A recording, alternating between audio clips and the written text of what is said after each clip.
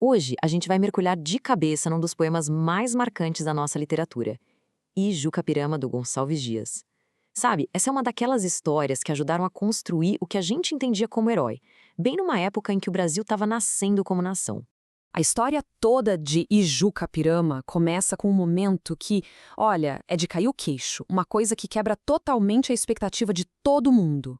Essa é a pergunta central, o coração do poema.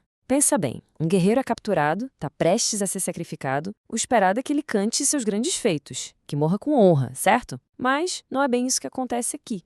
Vamos tentar imaginar a cena. Os inimigos, a tribo Timbira, já estão prontos para o ritual. Eles estão lá, esperando um canto de glória, de coragem, e o que eles ouvem? Um pedido desesperado para viver. É uma quebra de protocolo assim gigantesca que faz a gente parar e pensar, mas por quê? E a resposta para isso não está só no personagem, não. Está na própria época em que o poema foi escrito.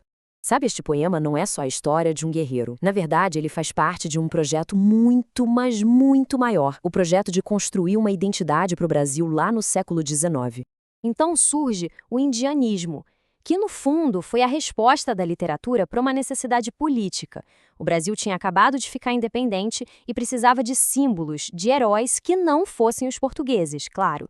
E aí, quem melhor para representar a pureza, a força dessa nova nação do que o habitante original da terra? O pessoal do movimento romântico tinha um plano bem claro: criar uma cultura que fosse a cara do Brasil.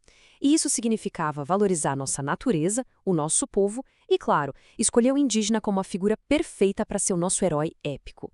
Era quase como criar o nosso próprio cavaleiro medieval, saca? Ok, com tudo isso na cabeça agora, vamos voltar pro dilema do nosso herói, o Ijucapirama. Aquele conflito que literalmente rasga ele por dentro. E aqui a gente vê o tamanho do problema. De um lado tem o código de honra do guerreiro, que manda ele morrer com bravura, porque o pior de tudo é a desonra. Do outro, o dever de filho. O pai dele é velho, cego, depende totalmente dele para sobreviver. E aí, o medo de abandonar o pai acaba sendo maior que o medo de uma morte sem honra.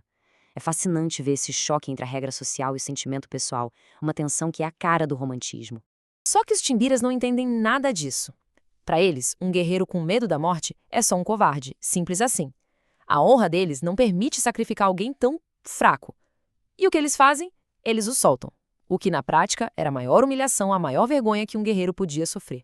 E é bem nesse ponto que a gente percebe a genialidade do Gonçalves Dias, porque ele cria um herói que, ao mesmo tempo, serve perfeitamente ao projeto romântico e também desafia esse mesmo projeto. Então, nesse sentido, o plano nacionalista deu super certo. O Ijucapirama tem a honra, a coragem, a nobreza de um cavaleiro medieval.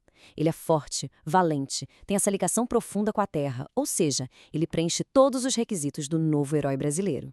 Só que a grande sacada da obra está justamente aqui. O Gonçalves Dias coloca uma complexidade, uma humanidade que a gente não esperava nesse herói tão idealizado. E o ponto é, essa suposta fraqueza é, na verdade, o que faz dele um personagem tão poderoso. Ele não é só um modelo de virtudes. Ele é um cara com um conflito real, profundo, e isso o torna infinitamente mais interessante e mais humano, né? E para a gente fechar nosso papo, que tal colocar essa visão super idealizada do século XIX de frente com outras visões que surgiram depois? Essa charge aqui é muito forte, né? De um lado, a imagem que o indianismo criou, o herói nobre, vivendo em harmonia com uma natureza incrível.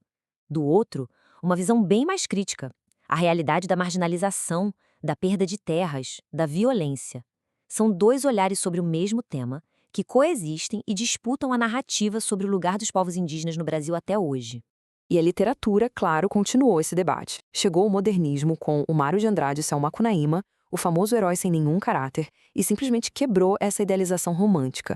Ele nos apresentou um anti-herói que refletia as contradições do povo brasileiro de um jeito muito mais crítico, muito mais irônico.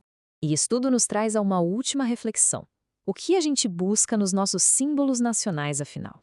Aquele ideal de nobreza e coragem do Ijucapirama ou a representação mais crua das nossas falhas e contradições como a do Macunaíma? Bom, talvez a resposta esteja justamente na tensão entre essas duas figuras. Fica aí a pergunta para a gente continuar pensando.